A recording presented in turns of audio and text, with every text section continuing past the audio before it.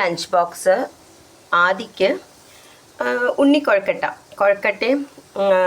ഉണ്ടാക്കില്ല. ഞാൻ വെറുതെ വേറെ ഷേപ്പിൽ ഉണ്ടാക്കിയേ ഉള്ളൂ.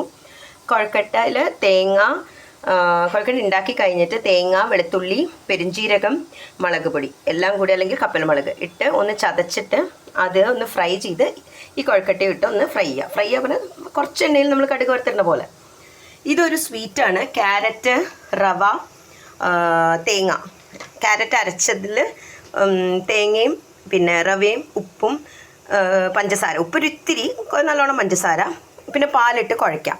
ഈ ഗുലാബ് ജാമുനൊക്കെ കുഴയ്ക്കുന്ന പോലെ. എന്നിട്ടൊരു ബോൾസ് പോലെ ആക്കിയിട്ട് ഫ്രൈ ചെയ്യുന്നതാണ്. പിന്നെ മാളൂന് ചോറും പൊട്ടറ്റോവും തൈരുമാണ് അവളുടെ ലഞ്ച്.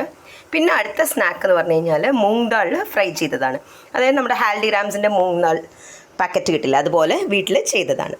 പിന്നെ ജ്യൂസ്. പിന്നത്തെ സ്വീറ്റ്.